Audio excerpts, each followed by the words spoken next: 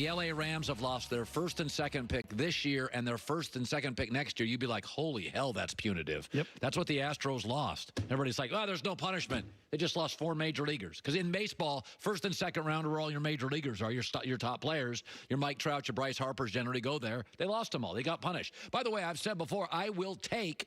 In my life, I'll tell you right now, as Rick Bucher joins us, senior writer, Bleacher Report, FS1, I will take HGH to extend my career at some point. Now, I'll figure out a legal or illegal way to take it. You're announcing that on this show right now. You will be doing that in order to extend your career. It's not going to make me better than I was in my prime, virtually impossible. But it will extend my my ability to do this into my 70s because I don't want to sit home and hit golf balls. Right. So I will find a means. Goulet just said in my ear it's not illegal.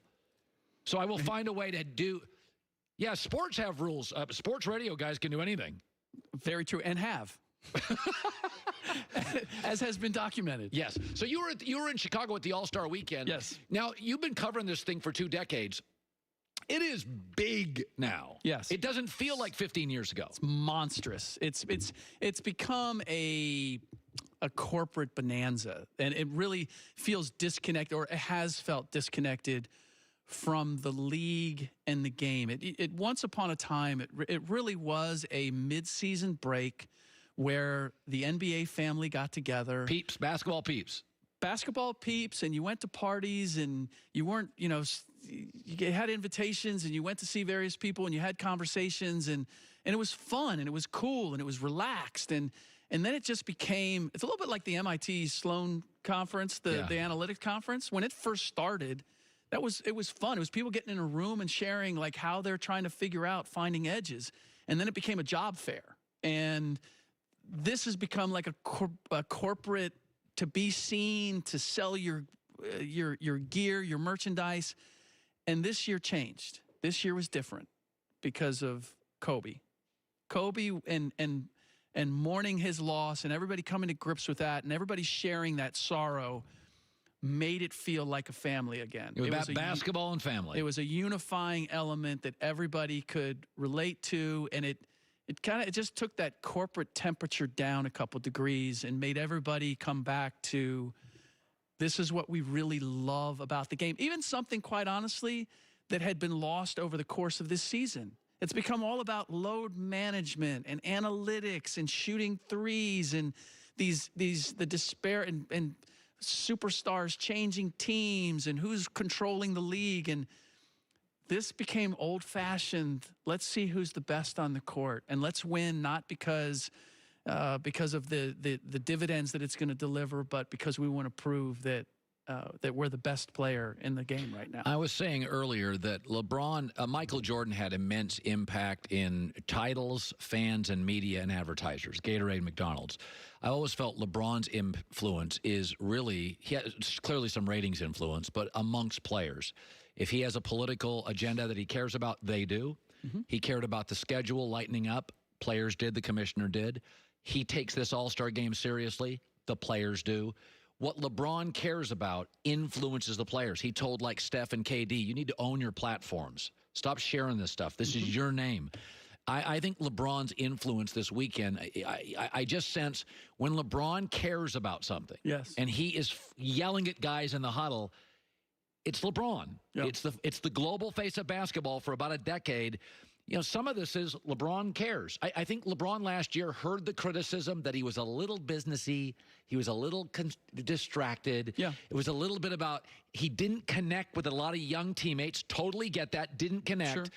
LeBron this year from before camp, Rick, was all in on basketball, was all in on his teammates. It feels different this year for LeBron. It does. Well, certainly he has something to prove. He's come back in phenomenal shape. He's playing at an amazing level at his age. But it's so much of what LeBron has led players to has been about autonomy and things off the court. Yes. The independence of going and playing where you want to play and dictating who the coach is going to be and all these things. On your terms. Yes, that really I champion, and I think a lot of younger fans, sports fans champion, but old school traditional fans find that very offensive. It's believe in the team, believe in the organization, and they want the players to be as loyal to the organization as they are. Okay, but this is where fans can be hypocritical. And I'm an older guy, right? First of all, the idea that you can't control the players. You don't think the Celtics listen to Brad Stevens? You don't think Utah listens to Quinn Snyder? This idea that guys are all out there playing YMCA behind the... Sure.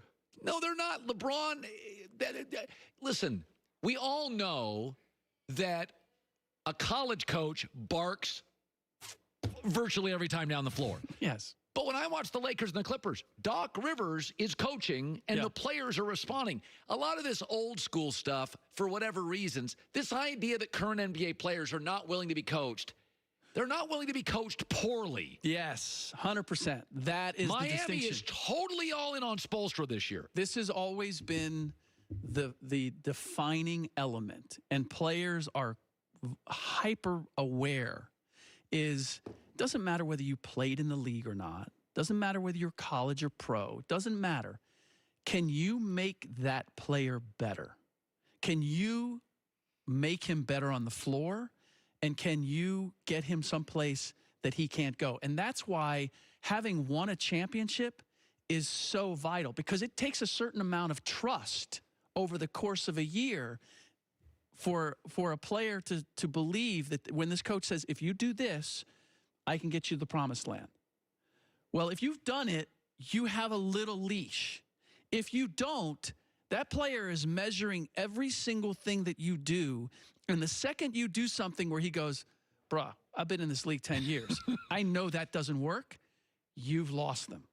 Now, they'll still go along with it, but you've lost that 1%, 2%, 3% belief, commitment to what you want to do that is the difference between winning and losing. And that's just the reality, because in so many situations, you have coaches coming in, running teams that don't know the NBA game as well as the guys that they're coaching. Yeah, listen, I got nothing against Doug Collins. I think his son at Northwestern is doing a great job. Michael didn't like to be coached by Doug Collins. Michael wanted to be coached by somebody else. The somebody else was Phil Jackson. They won a bunch of titles with him. Okay, so Magic Johnson didn't want to be coached by Mr. Westhead. Paul Westhead at one time. They had a problem. He wanted to be coached by somebody else. The somebody else was Pat Riley. They won a bunch of titles. The high-end players in this league, generally, LeBron's instincts on basketball are unbelievable. He's imperfect, but the reality is, and I'm the same way, so I can't be a hypocrite on this. I'm willing to be managed. I'm not willing at this point in my career to be managed poorly. Right. Okay, I know broadcasting. LeBron knows basketball. I love when my managers I respect say tweak, tweak, tweak. Mm-hmm. But by and large, when coaches have been tough on coaches, it's been the wrong coach. Yeah. Well, and that's the thing is one of the problems, though, is you're talking about LeBron, who has, again, he has the cachet. He has the experience. LeBron says, this is what I need to go win a championship. I'm listening to LeBron. I'm going to do what David Griffin did. I'll hawk my franchise in order to get what he needs because he knows what he needs. There are too many other players now in the league who don't have that gravity, don't have that ability, and they want the same say-so. I need this, get me this, and that's where you get into trouble. Yeah, now there's a difference between pushing back on a coach and personnel. I don't always agree with LeBron's personnel. For instance, LeBron comes to a team and wants them to be old veterans. Right. I'm not becoming Cocoon, the movie. Like, right. I need somebody in their 20s. But I do think if you look at the history of the stars in the NBA that have pushed back on their coach, Magic and Michael and LeBron, they've been right. Now, Kyrie pushed back on their coach, but I think Kyrie is somebody that's been more difficult. His history is he's difficult on everybody. Yes. Well, and he doesn't have the same cachet. I mean, this is what this is always the measuring stick for every single player, is the greater they are, the more they can get away with, the more latitude they get. The second you're not great enough to win, and it's still about trying to win. So if you're a great player and you can win me games, I will put up with an awful lot.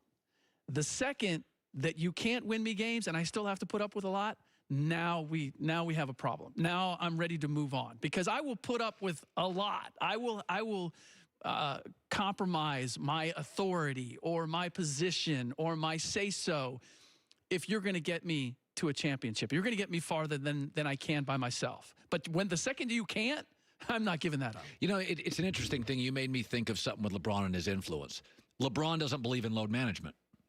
So overwhelmingly the Stars, I mean, listen, they all take days off. And he load manages over the course of games. Like, he load manages in games. But he plays. But he shows up. Who gives you 34 minutes. He does now. This whole idea that he's never load managed is a crock. Well, but he's done it in various seasons at various points in his career. Okay, but Kawhi's taken it to a new level, a weekly basis, no back-to-backs, but he doesn't have influence over players. People look at Kawhi and think he's quirky, odd, and great, but he doesn't have any influence. People don't wear what he wears. They don't act how he acts. Yeah. Like if LeBron was Kawhi and said load management, NBA would have a massive problem. Instead, we got one guy who does it a lot. The people that don't like the NBA use it as the whole league is doing load management. No, Harden plays every night. Giannis and Damian play every night, don't they? Yeah, this is what I disagree with, making Kawhi the poster boy of load management. Isn't he? He's dealing with a legitimate physical issue. For 4 years? Yeah. Yeah. And he's working his way, and he's won a championship doing it this way. I honestly think he has something legitimately that he looks at and says, it's a little bit like what Derrick Rose went through. Derrick Rose showed up, played hurt, played with injuries, body fell apart. And then he had to figure out, okay, so how do I get to the finish line? Right. Because it's not about playing 82 games. It's about, I want to try to win a championship. Right. That's what Kawhi wants to do. And do the Clippers believe that? Yes, yes, and I believe that there's plenty of players around the league who believe that. The problem with load management is that it's now become a badge of honor. I get to take games off. I don't have to play back-to-backs because I'm so important to the franchise that when I do play, I'm going to make it up for you. Even if I don't. How many guys do load management? I mean, really do it. I don't think it's as big. Let's just go stars. I don't care about B guys. Giannis doesn't. But there's different ways. There's different ways to load manage. What are different ways? It's not just missing games. Not practicing. Well, who cares about that? It matters. Depending on where your team is and how old your star is, I need everybody on the floor practicing and playing. Charles Barkley was the worst practice player in league history. He played. Now we're talking about two different eras. I totally push back on this. He is. You're counting practice for load management. How many young teams did Charles Barkley play on? He always played on veteran teams. You can't count practice, Rick, for load management. That's not a stigma. No. There are ways to. If you're taking days off, if you're not practicing, I'm talking. I pay $300 to take my son. You don't show. That pisses me off as a fan. No. From a fan standpoint, my point is, who's really doing it outside of Kawhi? There's a lot of guys that are doing it. A lot. Yes. Taking a lot of days off on Saturday night when I bring my fam in. Yes. Name them. Name the guys who are playing. Name the guys who are playing 82 games. Well, no. I don't need 82. You've named like 2 or 3 guys. No. I don't need 82. 76 games. You've given me a season. George Brett's my favorite baseball player ever. He missed 40 games a year. You know, I didn't know we were going to go to this subject. Otherwise, I would have brought you a list. Of the guys. I have a list. I want to see it. It's in my dressing room. I'll get it. We'll do this. I don't care about practice. All I know is if I take my daughter and son to a game and it costs me $350, I couldn't give a rip if you miss practice. But if you give me 29 minutes of Chris Paul this year is playing banged up. He's missed 1 game. That's my kind of guy. But here's the difficulty. Look, with any great team, your best player has to be your hardest worker. Yeah, mostly. That's the reality. Yeah, no, that's the reality. But what if he gives me 42 a night in the game and busts his butt and he's a lousy practice player? Charles Barkley was a terrible practice player, but the Suns loved him and they got to the final with him because he showed up in the game. Let's define like lousy practice player. I only need you to play. This is what it Shaq comes was down a lousy to. practice guy. Except when Phil said, I need you to go hard today. Once a month. We need to get something done. And he would do it. I mean, it's a matter of degrees. We're trying to paint this as black and white, and you're trying to say you either practice or you don't practice. No, there are different ways you can practice. You can practice hard. You can practice. Damian Lillard does this. Damian Lillard goes out, and he won't do the entire practice, but he will go hard for the first, say, 5 drills. I'm great for that. To get what he needs. That's what Right. That's good. Not everybody approaches that way. Or Damian Lillard looks at it and says, hey, you know what? I'm not going to go do this commercial. I'm not going to go shopping. I need to get my legs right and my body right. I'm going to go get a massage. Guys don't always have the focus on, my entire perspective is on making and getting my body right for those 82 games. I don't care how you get ready to play. Are you ready at 7 o'clock? Right. That's all I care about. And not every guy is committed to that in the same way, because they feel like, you know, when I get to sit on the bench and I'm one of those guys, I'm wearing the suit, and everybody talks about how, oh, they're playing without Devin Booker tonight, and I'm just using his name as example. Then everybody's like, oh, how can they win without Devin Booker? Guys take that as a badge of credibility now. I'm saying you're overstating it. And I say that practice thing is hooey. I got to go, but that's a hooey argument. Wow. Do you think anybody in the Rose City, yes, they pull in their nice car to the Rose Garden, and they walk in with their son, and they're like, yeah, Damian didn't give the second half of practice a real run today. I am furious. No, but Dame hits a 3, they win. They're off partying in the Rose City. But the difference in your team between a star who is all in, doing everything physically, because look, if he's taking time off, then everybody else on the team goes, if I show up with a hangover and crush this show, nobody cares about my prep. And you know what? One time, yes. Consistently, and then we go, yeah, imagine what Colin could have been if he wasn't hungover. Yeah, and you know what I do to those people? I fire them. I'm a jerk.